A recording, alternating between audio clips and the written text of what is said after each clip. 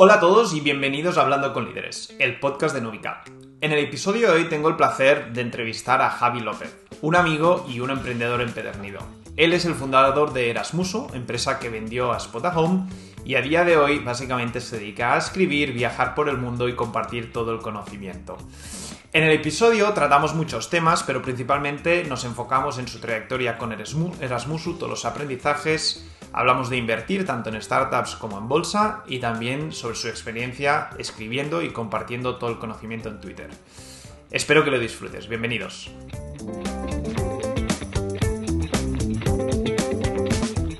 Buenas, Javi, ¿qué tal? Bienvenido y un placer tenerte aquí con nosotros. ¿Cómo estás? Muy buenas, un placer. Muchísimas gracias por invitarme. Bueno, pues nada, antes de empezar a hablar de temas que, bueno, tengo aquí apuntados y que creo que compartimos muchas aficiones, ¿no? Como puede ser el invertir, el escribir o el utilizar Twitter, me gustaría que te presentes. Creo que ya muchos de nuestros oyentes te van a conocer, pero bueno, si nos puedes contar quién es Javi López. Sí, de hecho llevamos ya como una hora hablando, que deberíamos haber grabado. Hemos hecho un podcast antes del podcast, pero bueno, nos hemos guardado cosas para el podcast. Y bueno, yo nací en Murcia en el 82 como naranjito, o sea, ya tengo 20 añitos en cada patita. Y de siempre me ha gustado mucho el tema de la tecnología y el diseño. De hecho, siempre en el punto de intersección entre tecnología y diseño. Mi primer ordenador fue con 9 años y lo recuerdo como, ¡guau! Como Dios, un momento épico. Hasta entonces solo había tenido pues consolas que mis padres nunca me querían comprar, pero bueno, alguna cayó. Pues me acuerdo que pedí la NASA y en vez de la NASA, porque estaba la cosa muy cara, pues me trajeron los Reyes un Atari, pero bueno, algo es algo. Y luego con los ahorrillos y tal, me compré una Master System y, y no fue hasta los 9 años, como decía, que tuve mi primer ordenador. Que en aquel momento ya había PCs y tal. De hecho, mi vecino tenía un PC, pero bueno, a mí me tocó un ordenador de segunda mano de mi tío, que ya no lo quería, y era un MSX. Y el ordenador, me acuerdo que venía pues su maletín con el ordenador, porque en aquella época los ordenadores no tenían ni se conectaban a la tele directamente, y un libro de programación en Basic. Para mí aquello era como un grimorio arcano, ¿sabes? Un libro de magia con unas cosas ahí que no entendía y nada más encender el ordenador, directamente no había sistema operativo siquiera, te salía, o si lo había, directamente lo que hacía era cargar el Basic. Es decir, encendías y directamente ya era un 10 y escribir una línea de código en Basic. Y con el libro había programillas que yo iba copiando y probando. Y mágicamente aquello hacía las cosas que yo le indicaba, a veces, porque, porque la mayoría de veces se lo indicaba mal. Y me acuerdo pues poner el 10, print hello, 20, go to 10 y salir ahí pues en una lista infinita de hello, hello, hello, ¿no? Porque había saltos en el código, no había ni funciones, o si las había era pues muy arcaico. Y luego, entre los 9 y los 12 años, me acuerdo de tener una producción de programación en Basic que ahora me asombro, digo, pero ¿cómo hice tantas chorradas, ¿no? Eran chorradas, eran programillas, que si un programilla de dibujo, un pequeño videojuego, dibujos, etcétera. Pero hace poco, hace como un año así, recuperé el ordenador, me puse a mirarlo y los disquetes funcionaban, no se habían roto ninguno. Ostras. Benditos disquetes de 314, increíble. Y ahí estaban esos programas con el código que yo había escrito entre los 9 y los 12 años y funcionaban. Y estuve bastante tiempo, me acuerdo que hice un hilo en Twitter sobre el tema y no sé, me tocó algo en la patata, ¿no? De ver cómo ya con esa edad me gustaban cosas tan parecidas a lo que me gusta ahora. Y de hecho, el ejemplo perfecto es un programa de dibujo que programé, porque mi vecino tenía el Paintbrush en el PC. Y yo quería tener un programa de dibujo, pero en el MSX pues no había ninguno. Y como me gustaba mucho el diseño, pues yo quería poder dibujar, ¿no? Y también me gustaba la programación. Entonces pues hice un programa, hice un programa desde cero para imitar el Paintbrush programándolo en Basic. Salió una cosa que más o menos se parecía y que estuve jugando con ella hace un año y, y dije, joder, fíjate cómo ya cuando era pequeño estaba ahí, ¿no? En el punto que me gusta a mí, en la intersección entre el diseño y tecnología. Bueno, menudas chapas, te dejo hilar alguna pregunta, que si no yo me tiro aquí toda la vida. No, no, no, súper interesante.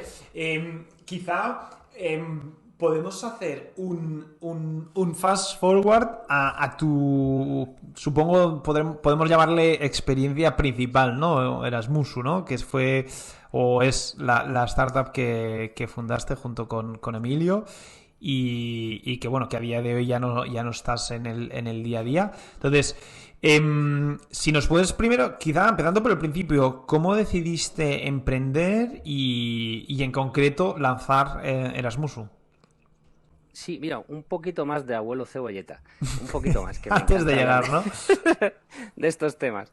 Es que justo después de la época del MSX, y ya enlazamos con Erasmusu, el por qué lanzamos Erasmusu o por qué me interesaban esos temas, durante un tiempo le estuve dando al tema de desarrollo de videojuegos. Era un poco por iniciativa propia, era un hobby, y gracias a que me gustaba tanto el mundo de los videojuegos y la programación, pues fui pasando como de lenguaje en lenguaje, ¿no?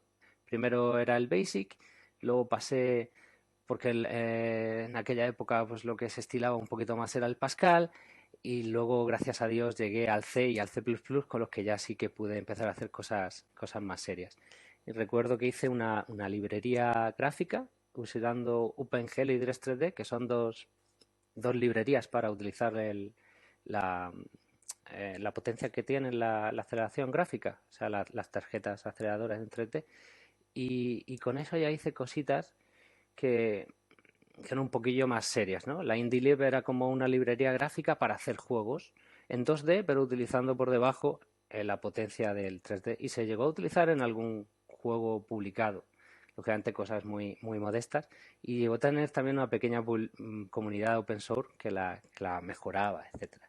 Y en paralelo, al mismo tiempo, pues también, como me gustaba el diseño, pues también empecé en el mundo del 3D, me acuerdo con el Quake y con el Half-Life, haciendo pantallas para esos juegos, porque tú te compras el juego, pero también venía con un editor de pantallas y era muy parecido a lo que luego sería un editor 3D como puede ser 3D Studio Max o Cinema 4D, ¿no? En el que ves pues tres vistas, una con la planta, el alzado y el perfil, y otra vista en la que está el 3D, y tú vas con booleanos y con objetos como cubos, esferas y tal, vas montando tus pantallas. Me acuerdo de poner hacer una pantalla del Quake y eso se tiraba la vida, porque tenía que renderizar todos los light maps, que es la iluminación que la iluminación que iba en todas las habitaciones, pero directamente bake it, se dice, en la textura. Entonces, me acuerdo de darle, tirarse eso 4 o 5 horas por la noche renderizando y al día siguiente ya poder jugar en el mapa que había hecho. Y bueno, voy para adelante porque si no me tiro aquí la vida en modo abuelo cebolleta. En la universidad empecé informática y fue donde conocí bueno, no, ya en el instituto conocí a Emilio y en la universidad pues seguimos juntos, él haciendo informática igual que yo y Emilio Nicolás fue luego uno de los socios fundadores de Erasmuso y en esa época me gustaba muchísimo el tema de los viajes, etcétera, allá, y sobre todo el de la experiencia Erasmus en sí. Pero mi primera experiencia de Erasmus, yo siempre digo que no fue cuando yo fui a Polonia, de Erasmus, sino en Murcia.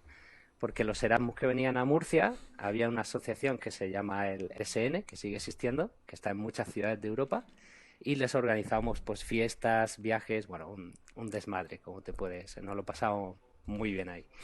Y esa fue mi primer, ¿cómo se dice?, aproximación al Erasmus. Y ya cuando me fui de Erasmus en 2006-2007 a Polonia y volví, pues ahí fue cuando vi, y enlazamos ya con Erasmus, pues que había una necesidad que no estaba cubierta. Y claro, yo a mis espaldas llevaba pues muchos años haciendo proyectillos y en ocasiones algunos pagados, otros no, como podían ser pues un videojuego, como podía ser diseño 3D. Durante un tiempo estuve haciendo por gusto, durante la época universitaria, pues hacía diseño 3D para interiorismo, por ejemplo, ¿no? Visualizaciones 3D de pisos por dentro, y ahí había llegado porque hacía pantallas del Quake y del Half-Life, que es curioso. Entonces, con Erasmusu fue como unir una serie de cosas que me gustaban, ¿no? Por fin esas migas de pan, como dicen, que habían quedado por el camino, se unían esos puntos. Y esa intersección entre el diseño, el desarrollo, aunque yo no desarrollé el código fuente de Erasmusu, eso lo hizo inicialmente uno de los socios que es Iván Guardado, y luego lo continuó Emilio. Y también el gusto por viajar, los estudiantes internacionales, eh, todo eso. Y así fue como decidí lanzar Erasmus. Me faltaban 3 socios que convencer y cogí a 3 incautos, que fueron Iván Guardado, Emilio Nicolás y Adrián Mato. 2 de ellos estaban en Galicia, Adrián e Iván, y Emilio y yo desde Murcia. Y ya en 2009, 2008-2009, cuando la lanzamos, fuimos pioneros en lo del trabajo en remoto, pero de forma forzada, porque claro, ellos estaban en Galicia, nosotros en Murcia, pues todo en remoto. Y así Y empezó. eso desde ese momento han pasado más de 10 años, ¿no? Así que imagino que un sinfín de aprendizajes por el camino. Quizá, no sé, para pedirte un número, no sé si me podrías destacar, pues, no sé, 2, 3 grandes aprendizajes que hayas tenido a lo largo de este recorrido. Sí, menos mal que estás tú para poner orden a mis disertaciones, porque si no yo me iría por los cerros de Úbeda a una cosa saltando a otra. Sí, a ver, yo siempre digo, ¿no? Algo que escuché una vez a François Derbe, que tú también conoces, Ujú. creo que se aprende más de los aciertos que de los fracasos, ¿no? Siempre está eso de, ¿cuánto se aprende de los fracasos, ¿no? Fracasando se aprende mucho, tropiezas y así luego te levantas y has aprendido. Por supuesto que se aprende. Pero también pienso que cuando has tenido algo que has hecho bien y lo has interiorizado, el por qué ha salido así de bien, eso es súper útil, quizá más que aprender de un fracaso. De hecho, cuando este debate lo tengo con alguien, yo le pregunto, vale, imagínate, ¿no? Que tienes para tu startup o para tu proyecto, tengo 2 cajas. En una es algo que si lo haces bien, ¿no? Te va a ir muy bien, en otra es algo que si lo haces mal, te va a ir mal. ¿Cuál prefieres abrir? Y ahí es cuando bastante gente se da cuenta de que quizá el saber qué hacer y hacerlo bien es más útil que el haber tropezado con algo que está mal. En fin, volviendo a la pregunta, eh, algo que hicimos mal nosotros, por ejemplo, fue no hacer un pacto de socios, y eso sí que he aprendido con el error, ¿no?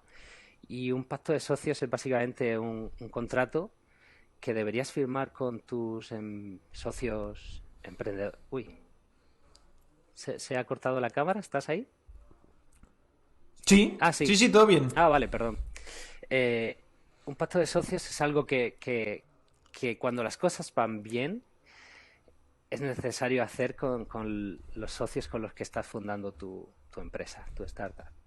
Mm, ¿Por qué? Porque la mayoría de startups, o bueno, no la mayoría, pero un gran número, fracasan simplemente por las interacciones entre los socios durante los primeros años. El primer año, el segundo, tercer año.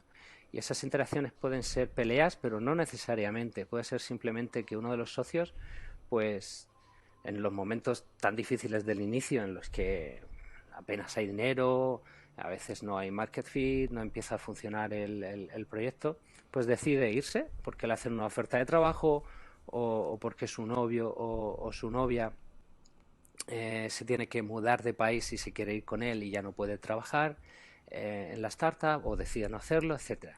Entonces ahí algo clave en un pacto de socios, que es la figura del vesting, que yo aconsejo siempre hacer y siempre doy mucho machaque con esto.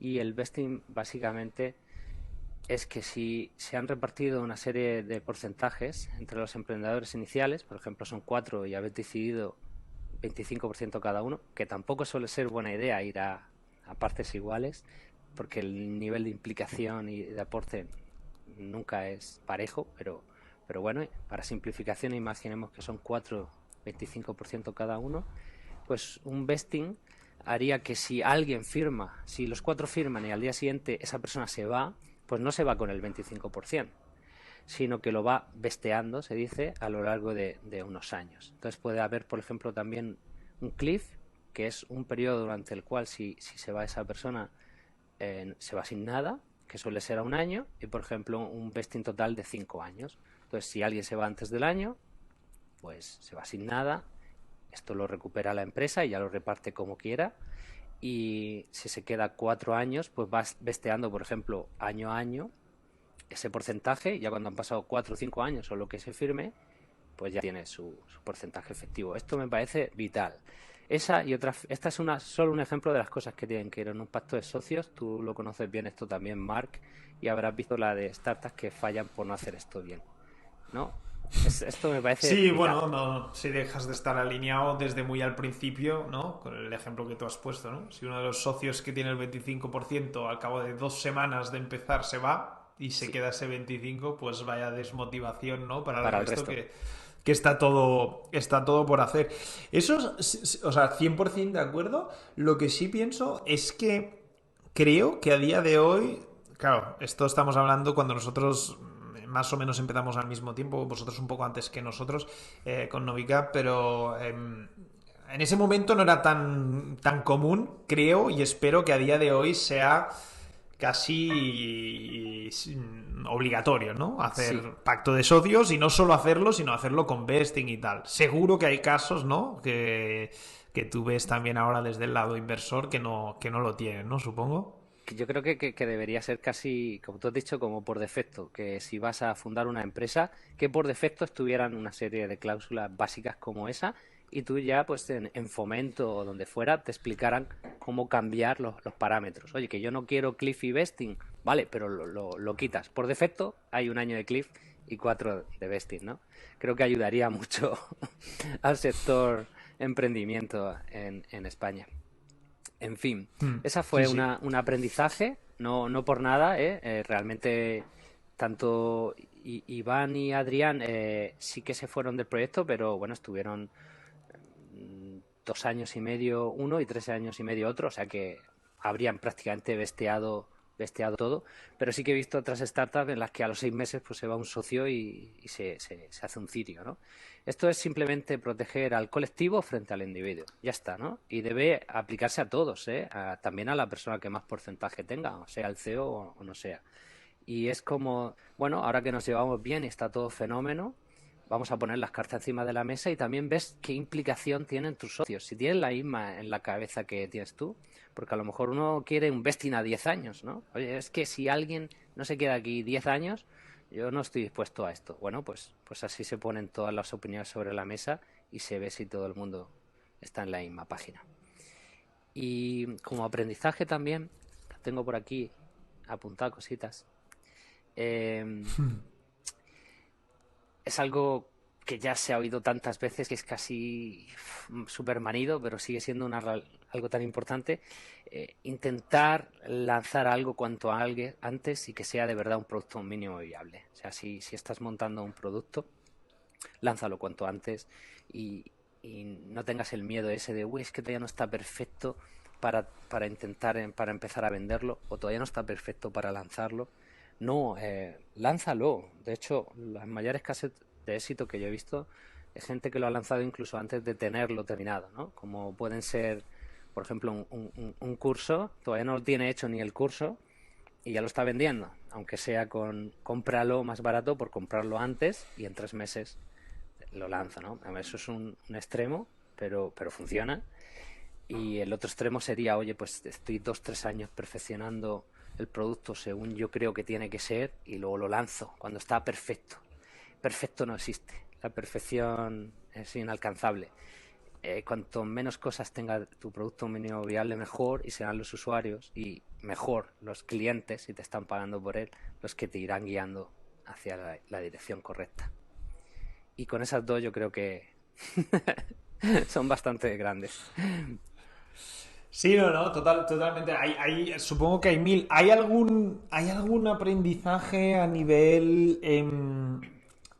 quizá a nivel personas, a nivel contrataciones, a nivel más, bueno, más personal, ¿no? Que también puedas destacar de todos estos años. Vale, las personas son lo más difícil, con diferencia, ¿no? Las personas son lo más difícil, gestionar personas, porque las personas son sistemas pues muy complejos, ¿no? Lo más complejo a lo que te puedes enfrentar. De hecho, no se conoce ninguna maquinaria ni ningún sistema más complejo que un cerebro humano a día de hoy. Entonces es obvio que gran parte de los esfuerzos, si eres CEO o estás en un puesto alto en una empresa, se vaya y parte de tu energía, la gran parte, se vaya en gestionar a otras personas. Y es súper complicado. De aquí se pueden decir muchas cosas o no decir ninguna, pero básicamente yo lo veía siempre como intentaba, ¿no? Al principio, cuando era más ingenuo, intentaba crear modelos o crearlo como un sistema, ¿no? Como si fuera un programa y todas las variables estuvieran a mi alcance para cambiarles, ¿no? Eso es lo malo de ser muy tecnófilo, ¿no? Y no, las personas son impredecibles. Pero bueno, hay ciertas cosas que son básicas y una de ellas es ser justo, ¿no? Nosotros en el Musu jamás se echaba una hora extra, por ejemplo. No. Y si alguien necesitaba echar horas extra, se pagaban. Pero es que a lo mejor en total eran 60 personas y en un año se habían echado en total 14 horas. Y eran cosas extraordinarias. ¿Por qué? Porque cuando alguien empezaba a pedir horas extra, era porque había un problema, posiblemente simplemente porque faltaba otra persona ahí o le faltaba un compañero para dividir el trabajo, ¿no? O el proceso no era lo suficiente automático y se podía mejorar, ¿no? Siempre hay dos formas de mejorar los equipos, mejorando los procesos que están haciendo esos equipos o añadiendo más personas.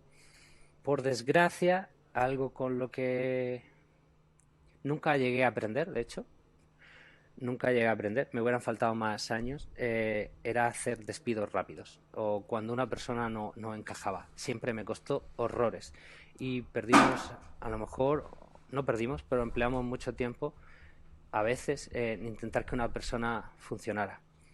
Y al final creo que casi me estaba llegando a la conclusión, también hablando con otros emprendedores, mmm, que si algo no funciona más o menos al principio, es muy difícil que funcione luego. Y siempre era una cuestión de valores. Es decir, nosotros sí decíamos algo, ¿no? Que en Erasmuso había unos valores y eso eran los nuestros y aunque no estuvieran colgados en la pared daba igual porque de verdad que los teníamos dentro de nosotros y empezando por los fundadores, ¿no? De hecho, los valores de una empresa pueden ir evolucionando en el tiempo porque al final los valores de una empresa salen de las personas que están en la empresa y si las personas de la empresa han cambiado, pues al ser que hayan hecho muy buen trabajo siempre contratando personas afines a esos valores, pues también los valores de la empresa va cambiando, ¿no? Lo que nos dimos cuenta es que si la persona no era afín a los valores de la empresa, ¿no? Pues no era buena compañera o no era optimista o otros valores que teníamos en Erasmus, no funcionaba, por mucho que nosotros lo intentáramos, ¿no? Si era un problema de que no estaba haciendo bien su trabajo, porque a lo mejor todavía no había aprendido bien el proceso o por lo que fuera, un problema de rendimiento, eso era mucho más fácil de arreglar, ¿no? Eso con tiempo y paciencia siempre se podía. Pero cuando era un problema de valores era imposible. Y como me costaba mucho nos costaba mucho despedir, pues a veces cometimos errores que al final era peor para esa persona, que también ella estaba bien, y mal para el resto también de personas que estábamos en la empresa. Es difícil, ¿eh? Como repito, Las personas son lo más difícil, con diferencia. No sé si he podido aportar algo en esta diatriba. Segu- se- seguro que sí. Creo que hay mucho emprendedor que nos escucha y además creo que el problema de personas no solo es de emprendedores que empiezan empresas, sino de cualquier persona que trabaja en cualquier lado. Sí. Así que seguro que es de utilidad. Y ya hablando de un poco el final de la etapa, ¿no? La etapa concluyó, yo creo que con un éxito, ¿no? O como dicen en inglés, con un exit. Básicamente vosotros vendisteis la compañía a Spotahome. Entonces, ¿cómo fue el proceso de decidir vender o de aceptar la compra, ¿no? Llámale como quieras, ¿no? ¿Cómo llegaste a la conclusión de, venga, vamos? Vale. Aquí siempre me gusta hacer la distinción entre vender y que te compren. Entre vender tu startup y que venga alguien y que te compre, ¿no? Vender tu startup es cuando tú quieres hacer eso. De hecho, a lo mejor estás haciendo incluso una puja, te va muy bien, está creciendo muy rápidamente y eres tú el que pone la valoración y los parámetros de cómo va a ser la compra y si te lo aceptan bien y si no también, ¿no? Estás en una posición de fuerza. Y aunque parezca contraintuitivo, el mejor momento para vender una empresa es cuando va muy bien. Y es cuando más duele también y más cuesta, ¿no? Porque claro, dices, si va tan bien, ¿por qué voy a venderla? Pero es que ese es el mejor momento para venderla posiblemente, ¿no? Es difícil, ¿no? Saber el momento óptimo para vender una startup. Nosotros siempre habíamos estado abiertos a la posibilidad, también porque no teníamos inversores. Éramos muy malos levantando capital y para cuando ya hubiéramos podido levantarlo quizá por los números, pues ya no lo necesitábamos porque crecíamos bastante rápido, no teníamos EBITDA, pero pagábamos a fin de año todo, o sea, Erasmuso fue puro bootstrapping, que como el bar de la esquina, que con lo que ganas pagas todo y te queda un poquito, pues eso. Y entonces realmente cuando tú vendes tu startup, si eres tú el que quiere hacer eso, a la misma vez estás como en un punto de equilibrio. Hay un día que te levantas y dices, uff, que no quiero venderla. Y otro día que dices, bueno, pero si nos aceptan esta valoración, que es la que estamos dispuestos a vender, ¿por qué no? ¿No? Y así, en ese punto estábamos cuando empezamos a hablar pues con varios competidores. Y aquí también me gusta decir siempre que si quieres vender tu startup, empieza muy pronto, empieza desde los inicios. Sé amable con tus competidores, habla con ellos, si puedes ve a visitarlos. Van a estar encantadísimos porque a un competidor siempre le encanta conocer a otro competidor. Como en el peor de los casos, igual saca un poquito de información. O sea que si tú quieres ir a visitarlos a sus oficinas, te van a invitar seguro, ¿no? Entonces, siempre digo que vayas a vender o no, intenta conocer muy bien a tus competidores, pero no estudiando lo que hacen, ¿no? Conociéndolos a ellos personalmente, ¿no? Y esos son también migas de pan que en el futuro pueden convertirse en que compren tu startup. Nosotros estuvimos hablando con varios durante años y en esos tira y aflojas, en los que a lo mejor nos daban una valoración que no nos cuadraba, negociábamos, tal, aprendimos mucho.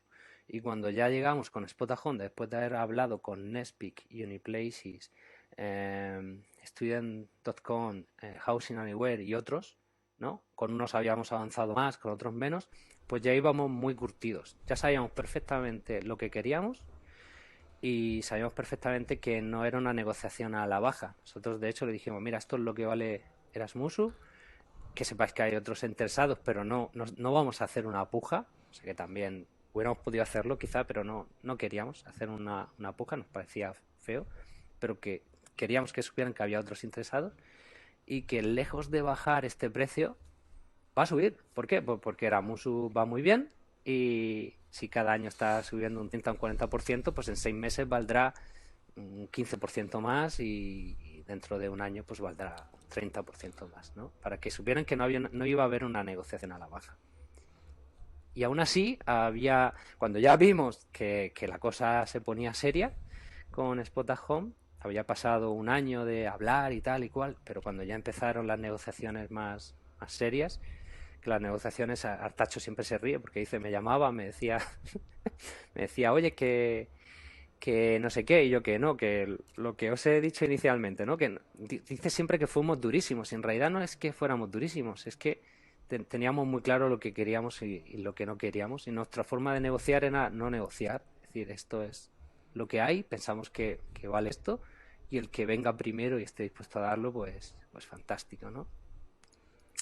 Y no sé si he respondido, porque Sí, es muy interesante porque cuando ibais por este proceso no se os planteó, por ejemplo, lo que decías de no hacer pujas. No, seguramente os salió la cuestión internamente de decir, oye, a lo mejor no estamos optimizando el precio de venta, ¿no? ¿No era sí, algo que había, queríais optimizar o cómo respondíais a eso? sí, habíamos salido un poco escarmentados con Uniplaces, que medio nos habían, no engañado, pero bueno, quizás sí utilizado. Uy, esto va a público, ¿no? Pero sí, nos sentimos, nos sentimos un poco usados, ¿no? Porque incluso llegamos a firmar un letter of intent con ellos y luego eso no llegó a nada y creemos quizá que fue porque en ese momento ellos estaban levantando una ronda y le venía bien a enseñar a sus inversores que estaban quizá en un proceso de compra con Erasmuso, pero salimos muy escarmentados porque luego dejaron de respondernos, no decían nada y habíamos perdido bastante tiempo, energía y les habíamos enviado también mucho tráfico hacia de alojamientos, ¿no? Porque, claro, oye, vamos a comprar Erasmus, pero ellos lo querían porque tienen alojamientos para estudiantes. Claro. Entonces, lo que querían probar era si el tráfico de Erasmus se convertía en reservas de alojamiento para ellos. Entonces, nos hicieron o sea, nos pidieron que enviáramos tráfico durante 2 o 3 semanas para comprobar si se hacían reservas o no. Y ahí aprendimos algo que luego nos vino muy bien con Spotahome, porque nosotros le enviamos tráfico, lógicamente lo cobrábamos una comisión por cada reserva y les conseguimos un porrón de reservas, no me acuerdo cuántas, 300, 400, las que fueran, que para 2 semanas estaba muy bien en aquella época. Y lejos de parecerle bien, pues dijeron, uy, pero es que esto ha sido muy poco. Y yo que muy poco, pero sí. ¿Qué me estás contando? Si esto ha sido maravilloso. Entonces, cuando Spotahome nos pidió lo mismo, nosotros ya habíamos aprendido que teníamos que dejar muy claras las expectativas del experimento previamente. Entonces, ellos estuvieron insistiendo en que lanzáramos cuanto antes la prueba. Yo decía, no, hasta que nos digáis qué expectativas tenéis de esto y cuántas reservas queréis recibir o esperáis recibir. No, pero tú lanza y ya lo vamos viendo. No, y hasta que me acuerdo un tira y afloja de una semana hasta que ya dijeron, venga, pues yo qué sé, 300 reservas. Al final les hicimos como 500. O sea, les hicimos casi el doble de los que ellos querían. Y luego en una negociación en Murcia, que también se acordará Sebas de esto, porque luego con los chicos de Spotahome, con Bruno, con Brian, con Artacho, con Sebas, con todos me llevo fenomenal, nos llevamos fenomenal mi socio Emilio y yo, y se han hecho amigos íntimos, ¿no? Que eso también también había valores en común, ¿no? Y una camaradería desde el primer día que se notaba, ¿no? Pero en fin, cuento esta anécdota con Sebas, después del experimento, dijo, bueno, pero es que al final el experimento no ha ido muy bien. Entonces yo cogí el email y digo, ¿cómo que no? Si os hemos hecho casi el doble de las reservas que decíais, ¿no? Y me acuerdo un silencio en la mesa de decir, joder, los murcianos estos nos han pillado. No era la primera vez que Y vendíais la empresa, ¿no? claro, el haber pasado por etapas de casi venderla antes había hecho que ya nos curtiéramos y que supiéramos muy bien eh, cómo pedir las cosas, qué pedir y cómo gestionar las expectativas de la otra parte y las nuestras propias. Y a la misma vez que vieran que nosotros seguíamos yendo a piñón. Me acuerdo que ellos estaban en el proceso de quizá comprar la empresa, vinieron a Murcia, a la oficina, y fliparon porque estábamos renovando toda la oficina a las oficinas nuevas. O sea, era obvio que nosotros nos daba igual la compra que no la compra, que nosotros era un tren que si te querías montar en movimiento te montabas pegando un salto o si no ese tren seguía, ¿no? Esa es la todo eso salió natural porque era real, ¿no? Pero si tú estás intentando vender tu startup, intenta, si no es real, adecentarlo para que sea lo más parecido a esto. Lógicamente no es cuestión de mentir y si de verdad tu startup va bien, pues va a ser mucho más fácil de venderla, pero estás en una posición de fuerza mucho mayor en una negociación, si de verdad te da igual que te compren que no, pero a la misma vez tienes muy claras lo que estás pidiendo y si te lo dan, pues vendes, ¿no? Lógicamente, mucho mejor eso, por eso la diferenciación entre que te compren, ¿no? Perdón, entre vender, que sería esto para mí, y que te compren. Que te compren es cuando tu startup ya no, o tu empresa no va bien, incluso está decreciendo, o ya, aunque vaya bien, tú no estás motivado, no te apetece estar ni un día más ahí. Lógicamente estás en una posición de mucha menos fuerza que si estás motivado con ganas y casi que un día te levantas que quieres vender y otro que no. No sé si esto... Sí, me parece súper interesante. De hecho, no es desde luego el primer caso, por ejemplo, en el que escucho una letter of intent o un term sheet firmado para la compra de una empresa que no tira para adelante, sea por el motivo que sea, sea porque les iba bien o porque se cae por el motivo que sea, pero hay muchos casos de estos y yo creo que eso es algo bueno a recordar a todos los emprendedores que pretenden vender un día, ¿no? Que el primer term sheet que vean puede que no sea el último. Sí. Y creo que eso es interesante, que es un camino también, ¿no? Y lo que tú dices, al final en una compra, si el comprador lo hace bien, tarde o temprano verá tus intenciones de verdad, ¿no? Puede que no, porque lo hace de una forma muy precipitada, lo que sea, pero si hace bien su trabajo, sabrá realmente en la situación en la que estás, ¿no? Y si realmente quieres vender de forma desesperada y estás ahí haciendo postureo o no, Sí. o realmente, sí. bueno. Y en nuestra experiencia también eso es curioso, que de verdad con quien de verdad conectamos, nos llevamos bien, tanto tomándonos una cerveza como dando un paseo con ellos por Madrid, por Murcia, fue con Artacho, con Bruno, con Brian, con Sebas, con el equipo directivo de Spotajón y sus fundadores, ¿no? Y eso se notó desde el primer día. Eso es algo que yo creo que propició también la compra, porque encajábamos muy bien su forma de ver las cosas con la nuestra. Y eso no estaba con los otros intentos. Tengo anécdotas ahí, bueno, para escribir un libro. Tendré que escribir un libro sobre otro libro, sobre el tema. Otro libro. Ahora hablamos. Te cuento solo una. Hablamos de libros. Solo una muy graciosa. Mira, en Nespeak fuimos a Berlín porque Nespeak, que era un competidor, bueno, quizá iban a comprarnos. El CEO de Nespeak era un tío muy inteligente, tenía solo 21 años, pero se notaba también que a lo mejor le faltaba experiencia, ¿no? Aunque yo creo que él lo hubiera hecho muy bien en la negociación, pero por lo que fuera, tenía la sensación, o Rocker Internet quizá, que eran sus inversores, así lo quisieron, le pusieron una cosa extraña, que era un negociador profesional para hablar con nosotros. Un tío contratado únicamente para negociar con nosotros. Y era gracioso porque su oficina eran como 2 plantas. Entonces llegó un momento que ya nos separaron, entonces a él él estaba trabajando en otro lado y nosotros en una habitación con el negociador y claro, pues hablábamos 3 cosas, no sé qué, bueno, no, esta es la valoración, no sé qué, y él nos decía, bueno, pues un número, y era como 4 veces menos o 5 veces de lo que estábamos pidiendo. Digo, no, a ver, eso está lejísimo. Y dice, no, está muy cerca. Digo, como que muy cerca, si es 5 veces menos. Vale, es una anécdota.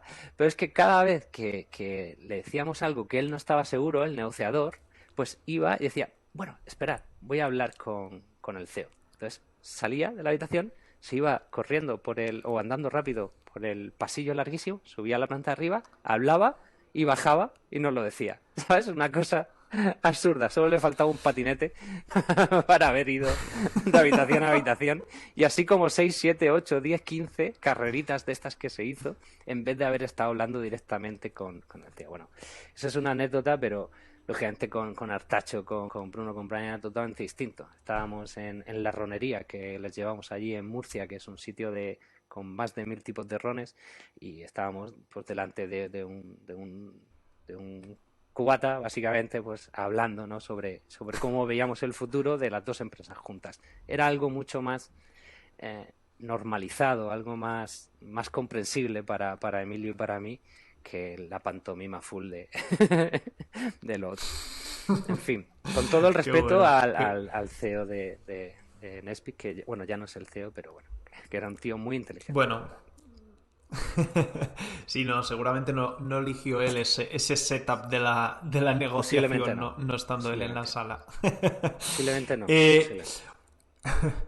Oye, un poco cerrando el capítulo de Erasmus, yo creo que aquí viene un punto muy interesante del que también se habla bastante, ¿no? Que es el momento o el día de, ¿no? El día se vende la startup, normalmente hay un periodo que por lo que tengo entendido, pues te quedas, ¿no? Haciendo una buena transición o incluso a veces pues trabajando más tiempo.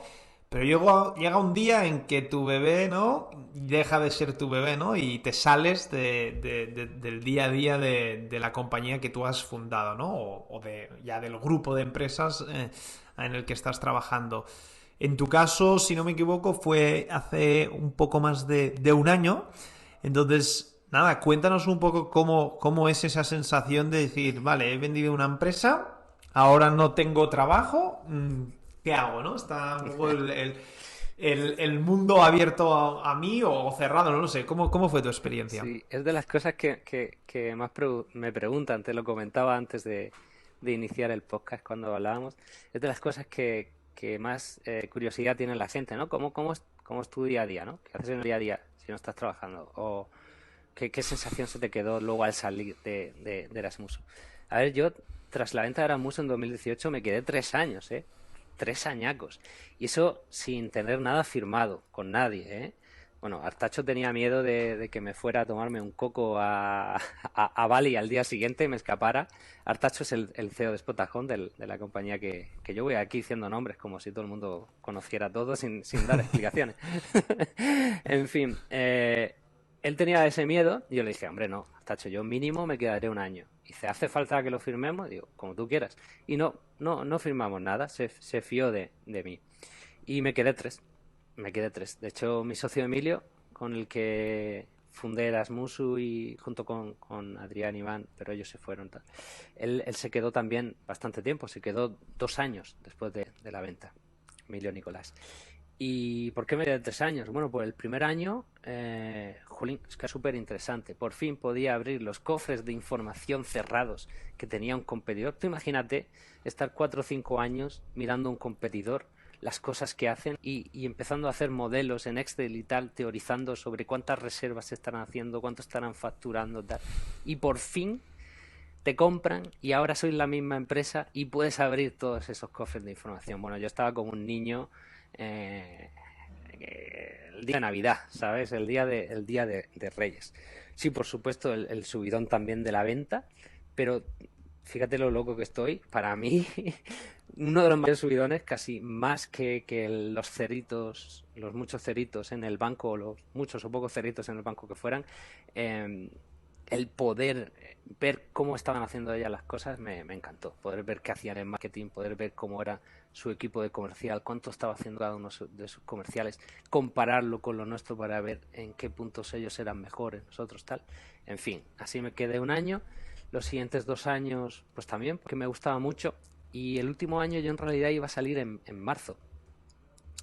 Yo iba a salir en marzo de la pandemia, pero llegó la pandemia y bueno, en marzo, abril, mayo, mi idea era ya salir en esa época y de hecho teníamos el que iba a ser el futuro CEO de Erasmusu, que era Alberto Díaz, que ahora es el CTO de PC Componentes, pero claro, llegó la pandemia y no podía irme, o sea, no podía decirle, bueno, pues ahí te dejo eso, Alberto, porque con la pandemia fue terrible para Erasmus, o sea, pasamos Claro. de un año que íbamos a hacer un más 30% a hacer un menos 50% ese año. Fue muy duro, hubo sobre todo para la gente que tuvimos que poner en ERTE. Gracias a Dios no tuvimos que despedir a nadie, la figura del ERTE nos salvó en ese aspecto, pero también pues al poner a alguien en ERTE pues la incertidumbre es muy grande y varios de ellos pues se buscaron otros empleos, sobre todo la Claro. gente en la que no había paro ninguno como desarrolladores y tal, pues la mayoría se fueron y es normal, ¿no? Luego conforme Erasmus se fue Claro. recuperando pues fuimos recuperando esas personas poco a poco. ¿Ah, De sí? hecho, cuando poco a poco, la mayoría de ellas sí, todas las que pudimos. Y cuando yo salí todavía faltaban como 4 o 5 personas que seguían en ERTE, pero ya Miguel Díaz, que es el nuevo CEO, ya tenía planteamiento de recuperarlas. Y ahora Erasmusu pues se ha recuperado al 100%. De hecho creo que ya estarán en mejores números, ¿no? Pero el último año fue el más difícil por el tema de ver algo que había ido tan bien siempre, pegarse ese castañazo. Y a la misma vez saber que era algo totalmente exógeno y que lo único que se podía hacer era... El aprendizaje ahí es, si viene algo tan grave, lo que tienes que hacer es recortar gastos cuanto antes, pero rapidísimo. Como empieces a dudar de, uy, no sé, a lo mejor esto se recupera, no sé qué, no. Tus gastos tienen que ser cuanto antes, no superiores a tus ingresos, punto. O sea, es matemático, ¿no? Si antes te estabas gastando 100 y ganabas 100 y ahora estás ganando 20, no te puedes gastar más de 20, ¿no? Así lo hicimos y gracias a eso salimos del atolladero. Bueno, gracias a eso y que los Erasmus pudieron volver a viajar cuando la pandemia remitió, porque era algo totalmente exógeno. Era como un barco que se quedó sin... un velero que se quedó sin viento. El viento eran los Claro. Erasmus, que ya no viajaban. Cuando han vuelto a viajar, pues Erasmus se ha recuperado. Alberto Claro. no acabó siendo el CEO de Erasmus porque eh, eh, saltó a PC Componentes como CTO, que es un puestazo, pero, pero dimos con Miguel Díaz, que es el actual CEO, que es un veterano de Internet de muchos años, de la época de Terra, vamos, muchas batallas, y ahora está ahí dándole el todo por el todo. Entonces la sensación, volviendo a la pregunta original que moví por los cerros de Úbeda, la sensación cuando vendes es como que te has quedado en la casa en la que vivías y has vendido cortando el césped. Es un poco extraño. Todavía estás ahí a gusto, incluso te dejan usar la piscina, pero ya no es tuya. Y, y eso antes o después te hace querer proseguir, ¿no? Y saltar a hacer otras cosas, ¿no? Yo tardé 3 años, fue un proceso largo, estuve mucho tiempo cortando el césped, la piscina y entrando en la casa de vez en cuando y viendo lo bonita que era, o haciendo otro símil, pues es un hijo, ¿no? El que ya se ha ido, se ha marchado, se ha ido a la universidad y vive en otra ciudad y lo ves de vez en cuando, ¿no? Y hay Sí. que dejarlo ir, hay que dejarlo ir porque Erasmus no éramos ni Emilio ni yo ni los fundadores iniciales, sino el equipo que esté actualmente con ella, ¿no? Y, y si ese equipo mantiene los valores y la esencia de lo que era Erasmusu, pues es también muy gratificante ver cómo te trasciende, ¿no? A ti mismo y que sigue más allá de ti algo que tú creaste. Es bonito. Ya no me acuerdo ni la pregunta original que me hiciste. Espero que esté respondida. Bueno, yo creo parcialmente, ¿no? Una parte, ¿cómo te sientes? Creo que sí, ¿no? Y quizá Ah, la y siguiente ahora, ¿no? pregunta, Sí, exacto, un poco cómo es ahora, ¿no? ¿Qué pasa ahora, ¿no? sí, sí. Pues eso es lo que efectivamente me preguntan mucho, ¿no? Después de todo ese proceso, cuando ya salí, yo tenía miedo. Digo, ¿y ahora qué? ¿No?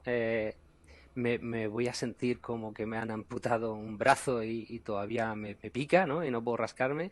Eh, Voy a saltar a lo siguiente muy rápidamente. Entonces lo que hice fue cambiar de escenario, literalmente. O sea, le dije a mi novia, oye, mira, está la cosa chunga, viajar, en aquel momento estaba muy complicado, pero a las Canarias se podía ir simplemente con tener la prueba del PCR.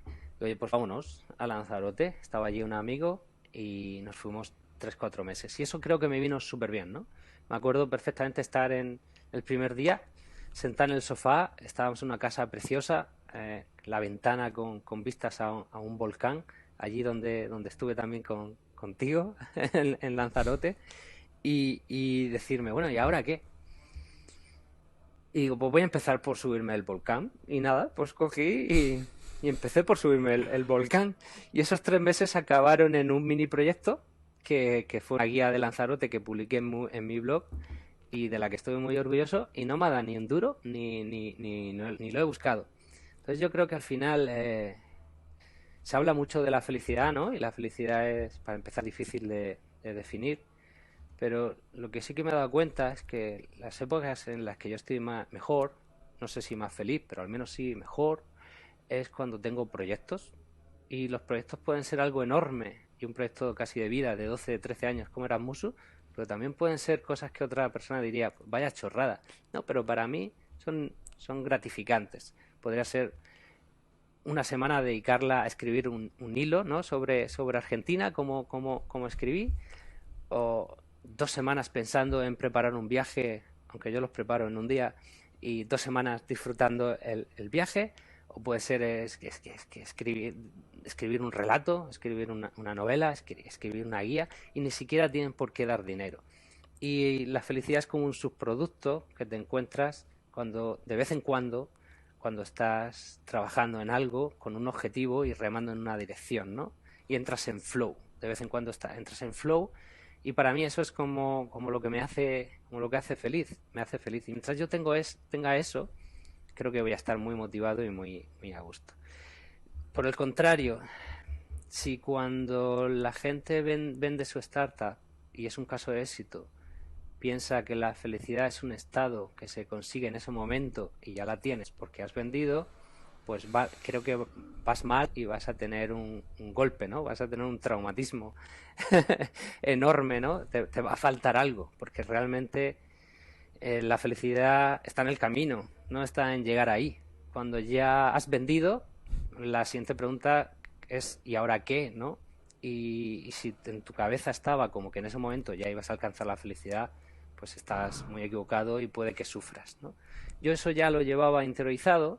De hecho, cuando esos 3 años de seguir en Erasmus me vinieron bien, pienso, porque ya estaba pensando en qué cositas o qué experimentos quería hacer cuando saliera, y tenía ya deseos de tener tiempo para hacerlos. Esos experimentos para mí pueden ser escribir, pueden ser la fotografía, pueden ser dibujar, pueden ser jugar con un dron, y pueden ser cosas más serias como escribir una novela, o por lo menos intentarlo. Y con todo eso yo creo que sí, ya respondo a la pregunta. Sí, sí, totalmente. Quizá para cerrar esta pregunta, que han sido varias preguntas en una, ¿tuviste algún momento en el que aunque desde un punto de vista quizá más objetivo lo tenías todo, ¿no? Porque, bueno, habías tenido una gran experiencia, el éxito, cierto dinero y tenías pues un mundo de posibilidades por delante tuyo muy, muy amplio. ¿Tuviste algún momento de decir, ostras, pero no me siento feliz o no tengo la sensación? O sea, un poco la diferencia entre lo que objetivamente quizá tu familia y tus amigos piensan que tú deberías estar sintiendo versus lo que tú realmente estás sintiendo, ¿no? Todo el mundo piensa, ostras, Javi, súper bien, no sé qué, y tú a lo mejor por dentro algún día decías, pues oye, pues tampoco se está tan bien, ¿no? Aquí dentro de este cuerpo de Javi. ¿Tuviste algún momento así o no? Sí, a ver, yo creo que, a ver, teoría, ¿no? Teoría, de hecho, no es teoría, porque yo decía siempre, tengo una teoría, y luego leí que tiene un nombre hace poco, pero, jolín, no me acuerdo. Pero bueno, te lo digo como si fuera mi teoría, pero esto existe, ¿eh? No, está ya todo inventado. No es verdad, pero bueno, esto está inventado ya. Y es que pienso que cada persona tenemos como un nivel de felicidad, más o menos, al que vuelves. Puedes tener un trauma. Tú puedes tener una gran pérdida, por ejemplo, una ruptura sentimental, o puedes perder a una persona porque ha muerto, ¿no? Y tendrás un periodo de duelo, pero antes o después vas a volver a tu nivel de felicidad. También te toca la lotería, te tocan 100 millones, y dices, joder, mi nivel de felicidad seguro que como me toquen 100 millones va a pasar de aquí a aquí. Los cojones, 23, ¿no? Porque una vez que tienes tus cosas básicas cubiertas, es muy difícil, y más o menos cierto sentimiento de realización, que eso sí que te puede subir un poquito, ¿no? Si te sientes realizado. Es muy difícil tanto subirlo como bajarlo, ¿eh? Y eso lo habrás visto, ¿no? Todos tenemos el típico amigo que siempre está feliz, pase lo que le pase, y otra persona pues que a lo mejor por desgracia pues sus niveles de sensación de felicidad son menores, o es más pesimista, y también está siempre en ese punto, aunque le pasen cosas muy buenas de forma continua. Entonces yo eso ya lo llevaba interiorizado y sabía que tener más ceros o menos en el banco no me iban a hacer más o menos feliz. De hecho, como cualquier cosa que cambia mucho tu vida, al revés, tienes que tener cuidado para que no te afecte lo contrario, ¿no? Y ya lo Claro. estaba gestionando mentalmente, a decirme, oye, no, yo no necesito, no tengo ni el carnet de conducir, yo no necesito un Ferrari para ser feliz, ¿no? Eso lo tengo claro, yo necesito seguir haciendo las cosas que a mí me han gustado de siempre, ¿no? ¿Qué es lo que me gusta a mí? A mí me gusta la fotografía, a mí me gusta programar, a mí me gusta diseñar, a mí me gusta escribir, me gusta hacer proyectos, ¿no? Me gusta invertir, me gusta leer mucho, me gusta saber de muchos temas o profundizar todo lo que pueda en muchos temas, me gusta la ciencia ficción, pues yo pues con esas cosas que me hacen feliz. Intento no caer en callejones sin salida de la gente que a lo mejor tampoco tengo tanto dinero, ¿no? Pero de la gente que es millonaria y a lo mejor pues se compra un Ferrari pensando que va a subirle su nivel de felicidad y no, no, para nada. Muy bien. Muy bien, súper súper interesante. Y ahora justo has mencionado el siguiente tema que quería hablar contigo, que es la parte de invertir, ¿no? Bueno, cuando vendes una compañía casi casi que parece que estás obligado a invertir, ¿no? Entonces, que Sí, empecemos por la decisión inicial, ¿no? De oye, ¿qué hago? ¿Voy a invertir o voy a, como te decías, comprar un yate o cualquier tontería? Y a partir de ahí también, una vez por lo que te conozco y también he podido leer, ¿no? Desde luego has tomado la decisión de, al menos parcialmente, invertir. Un poco cómo has pensado alrededor de en qué invertir y cómo tiene que ser tu portfolio, ¿no? sí. Oye, ¿cuánto duran estos podcasts? Porque llevamos ya una hora. Yo aquí puedo tirarme toda la vida, ¿eh? Pero tú, si quieres que vaya más Tengo rápido. mínimo 20 minutos más, tenemos tiempo. Ostras, Antes de hora y media tendremos vale, que cerrar más que nada, nada porque me van a echar del sitio donde estoy. Pero bueno, luego mm, podemos seguir hablando en privado. fenómeno. Pues nada, a saco. A ver, sobre inversión, con el patrimonio adquirido con la venta de Erasmus. Antes de la venta de Erasmus, yo no tenía ni una acción, ni un fondo, ni nada de nada. O sea, yo no había invertido absolutamente en nada. Después de la venta de Erasmus, pues sentí como la presión al principio, pero como todo en lo que me pongo, al final también le cojo el gustillo, porque empiezas a profundizar, vas aprendiendo y dices, pues sí, sí es más interesante lo que parecía, ¿no? Al principio era como cierta reticencia, uy, qué rollo, ¿no? Tener yo que empezar a gestionar este patrimonio. Pero luego vas aprendiendo y ves que también puede ser muy interesante. Y al final es como casi como un videojuego de gestión en el que tienes que maximizar, maximizar tus recursos. Yo he hecho un poquito de todo. He probado casi de todo, desde inversión inmobiliaria hasta inversión en startups, que quizás es lo que estoy más activo a día de hoy, y ese podría ser mi trabajo a día de hoy, si es que tengo alguno, sería Business Angel. También en bolsa, un poquito.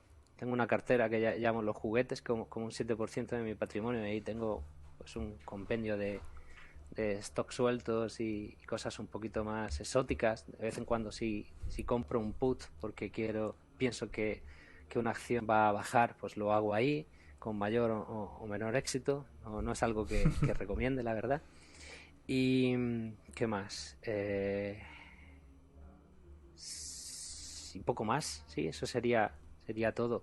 Sí que te puedo contar sobre startups, aunque de eso tengo un artículo que todo lo que sabía de startups, o lo poco que sé de startups, porque llevo poquito tiempo, 3 años, ahí está. Podemos hablar de eso, o si prefieres hablar de inversión en Sí, bolsa, quizás no lo sé.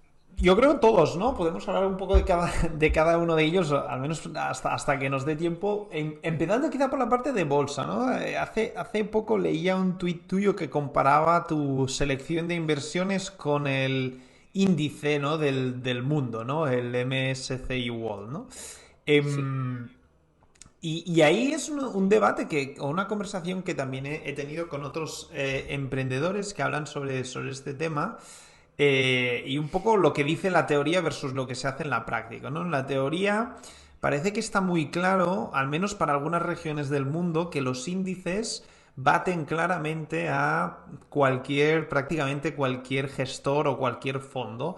y aún así mucha gente sigue invirtiendo en fondos, ¿no? O peor aún, ¿no? En stocks de forma individual. ¿Cuál es un poco porque cada uno tiene un porqué, ¿no? Inviertes, si sabes la teoría, que muchos de nosotros la sabemos, ¿cuál es tu porqué de invertir en acciones individuales? ¿Es realmente por querer batir el índice? ¿Es porque dices, bueno, pues me divierte para aprender de estas compañías? ¿Cuál es el porqué? Sí, a ver, lógicamente, cuando alguno de mis amigos me pregunta por tema de inversión, yo lo derivo a un robo-advisor. Y como quiero mucho a François Derbe, pues le digo que Todos hacemos lo Indesa mismo. Capital, ¿no? Que Indesa Capital.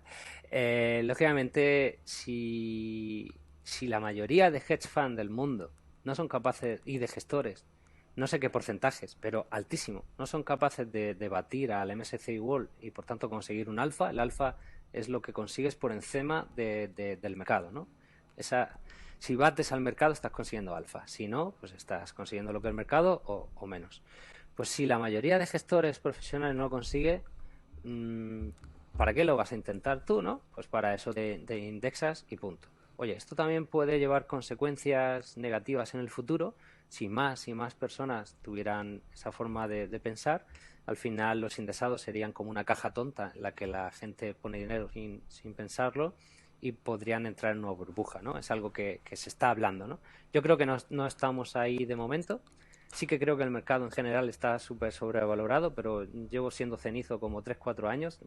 Los amigos que invierten y me conocen dicen que soy un permavir, permavir invertido, porque estoy invertido, pero siempre estoy cenizo. Porque a fin de cuentas la inversión es... Ay, en la inversión, cuando inviertes es en blanco o negro.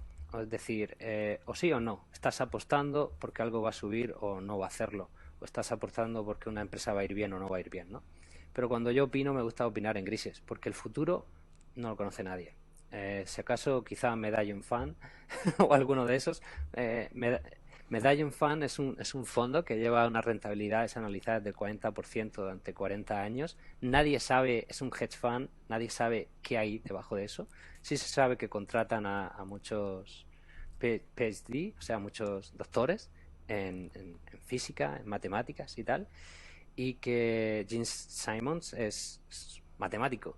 Entonces ellos están ganando al mercado usando matemáticas, pero nadie tiene idea de cómo.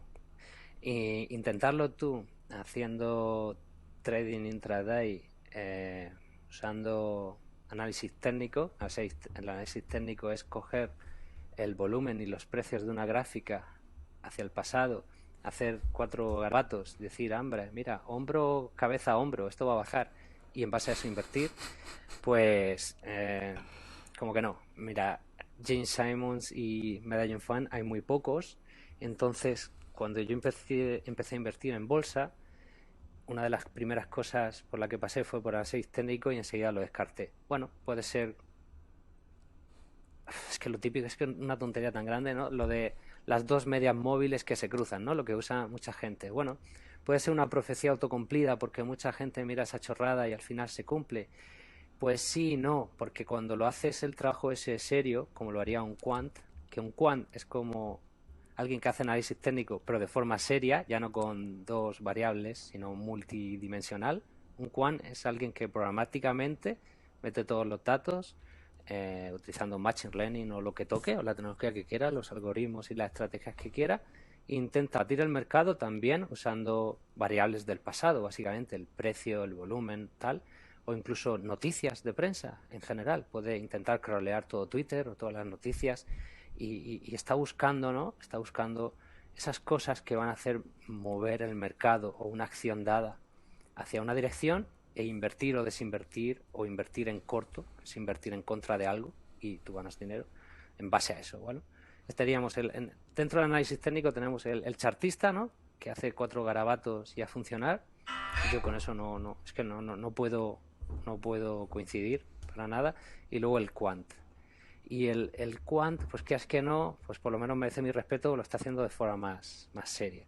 Y si tú coges lo de las medias móviles y lo haces como lo haría un quant y lo pruebas, se puede ver fácilmente que no funciona. O sea, si funciona es sobre una etapa muy concreta del tiempo y luego deja de funcionar.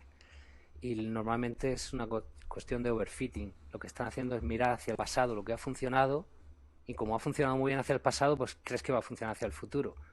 Pero si separas el dataset, los datos, en training y test y lo compruebas, verás que no. Pasando al quant, el quant lo haría mejor, y aún así tampoco termina de convencerme, porque hay muy pocos Gene Simons, y muchas de estas estrategias durante un tiempo funcionan hasta que drásticamente dejan de hacerlo, y con muy malas resultados, de pronto te baja todo tu experimento. Entonces, ¿qué es lo que me gusta a mí en inversión en bolsa? Inversión valor, es lo mismo que hago en startup. Yo intento analizar los fundamentales de una empresa, no los precios del pasado. Intento abstraerme del precio y me centro en el valor, porque precio y valor se confunden, pero no es lo mismo. Valor es el valor intrínseco que tiene una empresa, e intento hacer un juicio de valor también hacia el futuro. ¿Cuánto va a valer en los próximos 3-4 años? Lógicamente ahí estoy usando una bola de cristal. El futuro no lo conoce nadie, pero como tengo que invertir en blancos o negros, pues no me queda otra, ¿no? Lo que sí puedo analizar muy bien es los fundamentales de la empresa ahora mismo. Puedo ver su deuda, puedo ver los ingresos, puedo ver si tiene un EBITDA muy bueno o no, o sea, si tiene muchos beneficios, puedo ver cómo está creciendo en el tiempo. Todo eso sí me ayuda. Y básicamente también es lo que miro en una startup, solo que en una startup el salto de efecto ya mayor, y entonces en la startup te fijan mucho más en el equipo que en sus fundamentales, porque a veces que ni los tiene, ¿no? Pero en bolsa, cuando invierto en algo suelto, si invierto en algo suelto, respondiendo por fin a tu pregunta, sí, estoy buscando el alfa. Claro, si no, no lo haría, si no me indexaría y ya está. Y si invierto en startups, también estoy buscando el alfa. Aquí es algo que leí una vez a Monleón, que me hizo mucha gracia, es que para salir de la lista Forbes, de los más ricos del mundo, lo único que tienen que hacer es empezar a diversificar. En cuanto diversifican, su nivel de riesgo baja, pero su rentabilidad también. Y entonces salen de la lista Forbes. Y para entrar en la lista Forbes, lo que tienes que hacer es concentrar toda tu inversión en un solo activo. Solo que a la vez suele ser también la receta para acabar arruinado. Pero si tú hubieras concentrado todos tus activos milagrosamente en 2011 en Ethereum, perdón, en 2013, pues serías hiper mega multimillonario, ¿no? Pero como no conocemos el futuro, aquí entramos ya en temas de Taleb y la cartera antifrágil, pues puede ser de sentido común simplemente indexarte o tener un poquito de todo. Si tienes un patrimonio más pequeño, pues simplemente indexarte en Indexa Capital. Si tienes un patrimonio más grande, pues tener, oye, pues un 20% de inmobiliario, un 20% de startups, un 20% de fondos indexados, etcétera, ¿no? Eso sí, si quieres de verdad hacerte multimillonario o millonario, concentra todo, o sea, en una cosa. Pero lo más normal es que te arruines. Pero si lo consigues, luego podrás hablar desde el seco de superviviente y decir, ¿veis? Tenía razón, había que concentrarlo todo. Y si te arruinas, pues bueno, era lo más normal. Yo no quiero arruinarme, ya concentré durante 13 años todo en los huevos en un mismo cesto, el cesto era Musu, y ahora lo que intento es tener un poquito de todo, pero sí, un poco por jugueteo, un poco por interés, intento batir el mercado, tener alfa sobre el mercado. Y de momento ahí estoy, no las tengo todas conmigo. O sea que igual hubiera sido mejor indexarse y punto pelota. Con las startups parece que me está yendo muy bien, pero es todo sobre el papel, porque las startups cuando inviertes son muy poco líquidas, y normalmente los periodos de desinversión medios en España son 10 años, en Estados Unidos es algo menos, como 4 o 5. Entonces ahí de verdad es un acto de fe total, en plan, inviertes y no puedes salirte hasta que pase tiempo. ¿En cuánto estás Curiosamente, sobre el papel con las startups? ¿Lo tienes sobre el controlado? papel lo saqué hace poco, pero es que me da la risa, 2x en 3 años. 2x en 3 años. Pero eso es que no, es que yo miro algunas de ellas y digo, es que no valen esto. O valen mucho más, o valen mucho menos, ¿no? Entonces, bueno, tendría que hacer diversos... Esto hablando con Business Angel, cada uno tiene su método. Los fondos tienen que hacerlo según la valoración de la última ronda, ¿no? Es como lo Claro. hacen. Pero hablando con Business Angel, cada uno lo juzga como le da la gana. Dice, no, yo, pues lo que he metido, eso es lo que vale, ¿no? O otro dice, no, yo como un fondo sobre valoración de última ronda. O otro sobre valoración que yo creo que vale la empresa en función de sus ingresos y tal, ¿no? Cada vez más Por gris, ¿no? primera O más vez, subjetivo. sí, sí, sí. Por primera vez este mes me han ofrecido una venta en secundario. Eso es que tú puedes salir de una startup vendiendo el día de la venta, o si hay una ronda, a veces sea algunos de los socios que entran o de los actuales quieren comprar más acciones y pueden comprarle a socios existentes. Eso es una venta en secundario. Que tú lo sabes perfectamente, pero para los que nos escuchen y pueden que no estén con estos temas. Y por primera vez me han ofrecido salir dos startups con múltiplos muy buenos. Si saliera de las dos haría un 10x en cada una en 3 años, lo cual está genial. Lo que pasa que a mí una cosa que tengo, no sé si buena o mala, es que me cuesta mucho vender. Me cuesta mucho vender en bolsa, me cuesta mucho vender en startup, me cuesta mucho vender en general. Me cuesta mucho entrar y me cuesta mucho vender. En general es bueno porque no te rompe el compound, pero también he estado siguiendo ya tiempo en Twitter a gente que sobrevivió el 2008, por ejemplo, invirtiendo, que habían empezado a invertir en 2005. Y algo común que veo en ellos es que tienen una gestión de riesgo bastante tocha, que es que cuando a lo mejor han invertido en una startup, perdón, en bolsa, en algo, y le ha ido muy bien, recuperan al menos lo puesto y un poco más y siguen con la otra parte. O sea, se rompen, se joroban el compound. Cuando digo compound es el interés compuesto. Si tú entras en algo y nunca sales, genera un interés compuesto, que eso es generalmente tremendo, ¿no? Entonces, pues bueno, ahí está la diatriba de lo ideal es cuando algo te ha ido muy bien vender un poco o venderlo todo, o lo contrario, es quedarte. Los fondos de inversión normalmente intentan quedarse porque están buscando, si invierten en 20, 30, 40 startups, están buscando la que les haga el 100x y les devuelva todo el fondo y pague todas las demás startups que no han funcionado. Tengo mis dudas si la estrategia de un business angel debe ser pareja o diferente. Este punto es muy interesante. Algunos de los business angels que han pasado por aquí, también emprendedores que tú conoces bien, como François, que tenemos un capítulo con él, o Jesús, que también lo entrevistamos al inicio del podcast. François no estoy seguro. Jesús sí que estoy bastante convencido de que ha mencionado más de alguna vez que un error que ha cometido como business angel es vender demasiado rápido o no seguir a las ganadoras, ¿no? Y eso sí que lo he escuchado Sí. bastantes veces. ¿Qué quiere decir no seguir a las ganadoras? Es otro tema. Es decir, si tú ahora tienes un 10x, no sé si seguir a esa ganadora es seguir con todo o quitar 1x, tienes tu principal de vuelta y a partir de ahí sigues con un gran upside, ¿no? Porque aún te queda el 90% de tu posición ahí metida, ¿no? No sé exactamente cuál sería su respuesta, pero sí sé que un comentario frecuente es el no apostar lo suficiente por las ganadoras. No sé cuán ganadoras son estas dos de las que estás hablando, pero bueno, desde luego un 10x en el tiempo que estás diciendo tiene pinta de ir muy bien, ¿no? Va muy bien. Sí, tendré que llamar a Jesús a ver qué me dice. Después del podcast lo llamas Lo llamo. a ver su consejo. Sí, de hecho Jesús una vez le pregunté esto también y dice, mira, me han pasado todas las combinaciones posibles. Una vez he vendido antes de tiempo y no debería, otra vez he vendido y fue el acierto. O sea, todo, todo. Él lleva tantos años invirtiendo y ha visto tantas cosas que me dijo que había visto todas las combinaciones posibles. También le pregunté a Samuel Hill de JME Uh -huh. y él me dijo que nunca te salgas de una que está yendo bien. Si acaso mete más. Forever, forever. Hasta el último, hasta la IPO.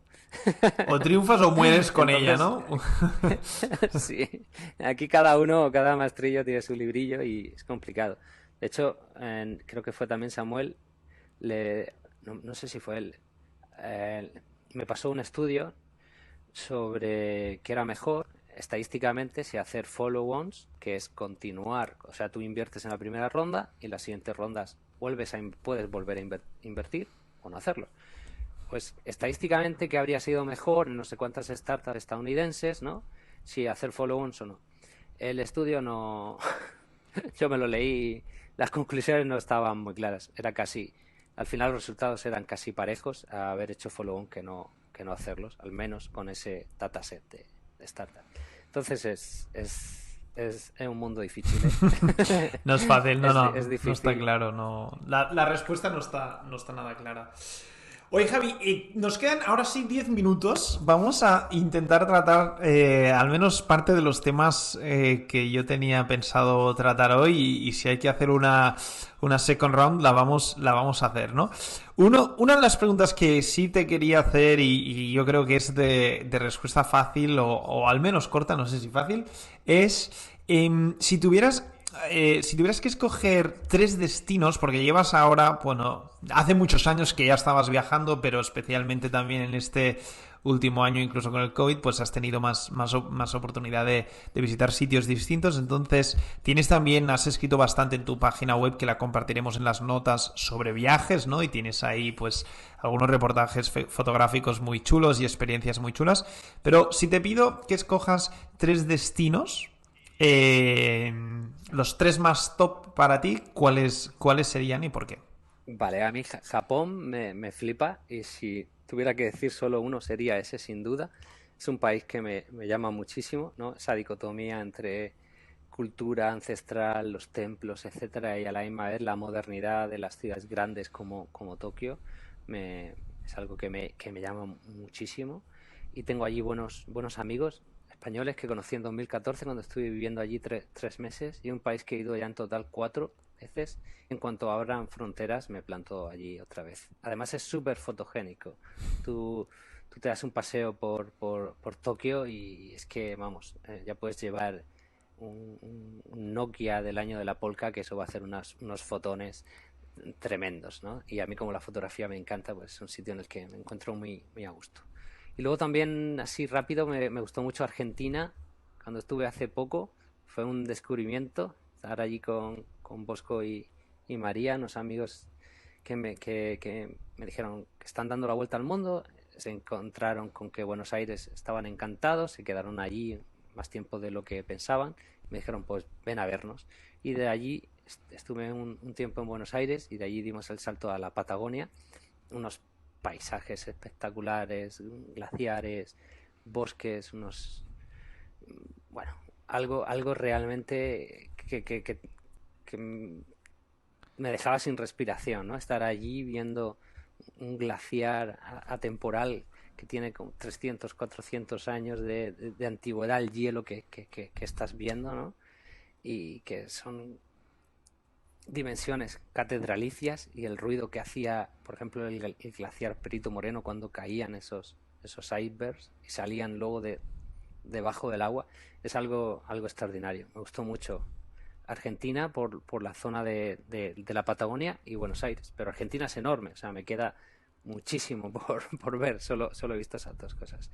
Y el tercero sería Bali. Es un destino muy instagramer, quizá está muy petado y hay mucha gente, pero todavía tiene rinconcitos en los que estás muy a gusto y con una vegetación tropical preciosa y unas playas espectaculares. Eso sí, cuidado con las corrientes, que casi me ahogo, eso da para otra historia, pero pero es muy bonito. Bali me encantó. Esos serían 3 así, los 3 primeros que me han venido. Muy bien, muy bien. Bueno, pues los últimos 2 temas que quería comentar contigo es el tema de escribir y el tema de Twitter, que están bastante relacionados el uno con el otro. Si empezamos por Twitter, eres un usuario bastante activo de la comunidad de Twitter.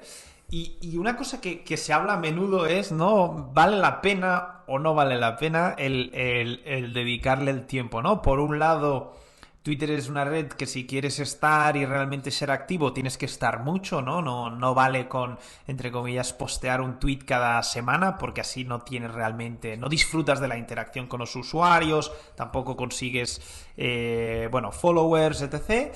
Entonces es muy intensa a nivel de tiempo. Por otro lado, se habla también de que se saca mucho pues conocimiento, que puedes aprender muchísimo, que puedes hacer amistades, hay muchos pros también, ¿no? A favor de Twitter. Entonces, cuál es tu visión? Lo has definido a la perfección, vamos, no puedo añadir ni una palabra más, es tal cual lo has dicho. Te aporta mucho y te quita mucho. Te quita mucho por lo adictivo que es y el tiempo que sin darte cuenta has cogido ya el móvil y estás mirando tweets o contestando alguna chorrada, o si entras en alguna discusión absurda, pues ya ni te digo. O sea, yo admiro a la gente como, por ejemplo, Jaime Obregón, que conocí la semana pasada y que está usando Twitter de una forma súper efectiva, que es para dar a conocer todo lo que él hace sobre hacking. Bueno, no es hacking, es de coger los documentos que deberían ser públicos y ponerlos al público, o sea, ponerlos públicos de verdad, ¿no? Porque no son públicos, porque van fatal las webs, porque no hay forma de buscar y tal. Y él no entra en debates absurdos. Él va a Twitter a hacer eso, a tener ahí una forma de dar eso a conocer y aportar eso, y punto pelota. Yo a veces sí me meto en discusiones absurdas que no debería. Eso es la parte peor de Twitter para mí. La adicción y el entrar en debates chorras.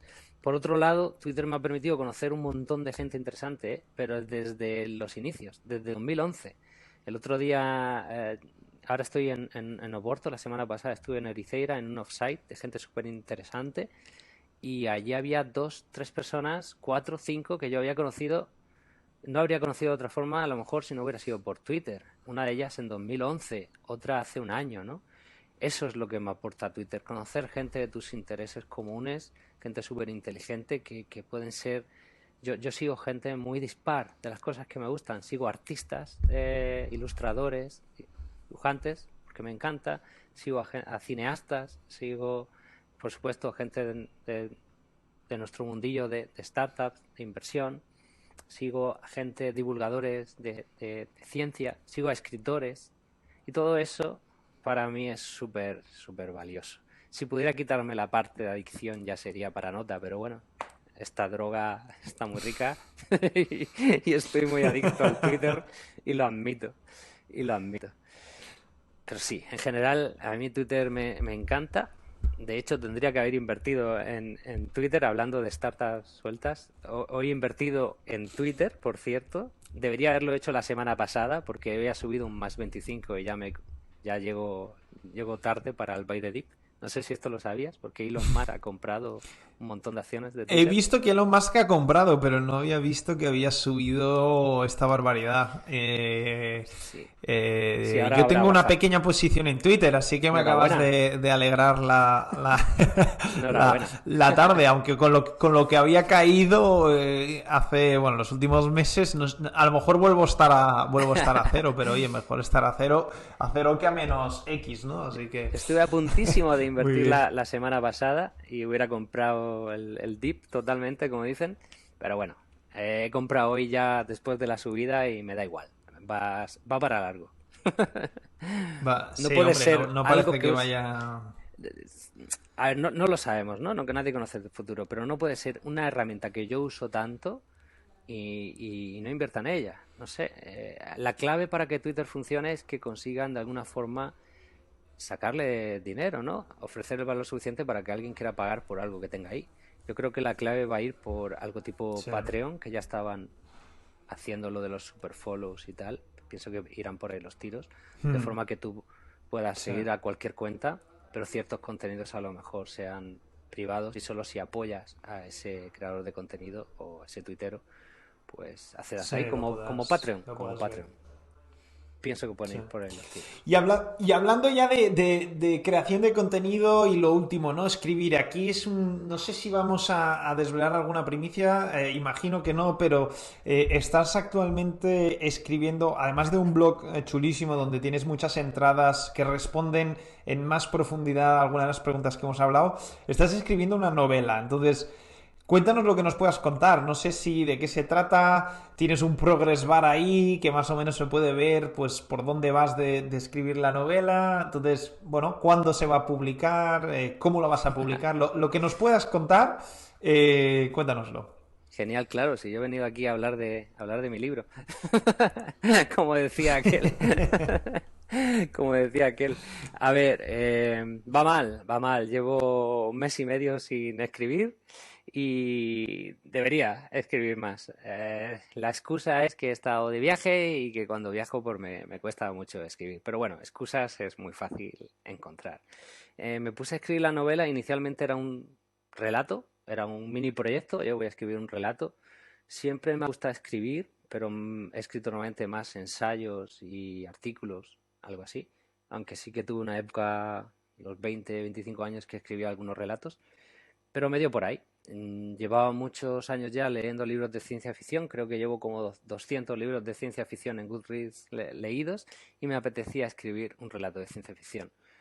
Hablando con un amigo que ya es escritor, que es Héctor García, Kirai en Twitter, y que escribe libros sobre Japón y ha escrito Ikigai, que es un libro también muy chulo, y hace nada ha publicado su primera novela de ciencia ficción, pues me pinchó y me convenció para, oye, pues ya que estás, desarrolla más esa idea y conviértelo en una novela. Pero la verdad es que para escribir no hay que estar esperando o sea, yo la teoría me la sé muy bien. Sé que debería estar escribiendo, sentarme cada día y ponerme a escribir. No se puede estar esperando a la musa. De hecho, cualquier escritor profesional lo primero que te dice es que te sientes cada día y escribas tus 4 o tus 8 horas o el tiempo del que dispongas si de verdad te quieres dedicar a eso. Algunos días escribirás, te sentirás mejor con lo que has escrito, otros peor, pero desde luego la musa te pilla Sí. escribiendo, no que tú estés esperando a la musa para escribir. En fin, volveré. Como excusa también puedo decir que al menos sí que está escribiendo otra cosa mientras no escribía mi novela, que es otro relato que ya voy por 50 páginas y que a ver si lanzo en breve. La semana que viene, un par de semanas. Y bueno, luego estas cosas está muy bien escribir, pero lo normal es que te comas un mojón, lógicamente, ¿no? Al final, quizá, si ya es difícil terminar un libro, creo que es bastante difícil que se lo lea a alguien también. Y ya que tenga éxito, ni digamos. O sea, que se lea a alguien tu libro significa que está utilizando un tiempo precioso de su vida en leer tu libro y podría estar con el Netflix o de viaje o dándose un paseo, tomándose una cerveza con los amigos o leyendo cualquier otro libro de los que existen y hay gente que ha escrito cosas muy buenas, desde Cervantes hasta Shakespeare, hay cositas por ahí muy bien escritas. Entonces ya veremos, yo lo haré como hago todo, con la máxima pasión que pueda ponerle y con mucha ilusión. E intentaré que se lo lea todo el universo, vamos. Quiero que mi libro lo lea todo el mundo. Sí lo termino, sí. Y espero terminarlo. Querré que lo lea todo el mundo. Seguro que sí. Pero lógicamente, pues me Sí. guiaré por ahí, pues por donde pueda quedarme. Ya veremos. Muy bien. Pues oye, vamos a compartir los links evidentemente tu Twitter y también tu página web para que la gente también pueda seguirte y estar al día de lo que se vaya publicando.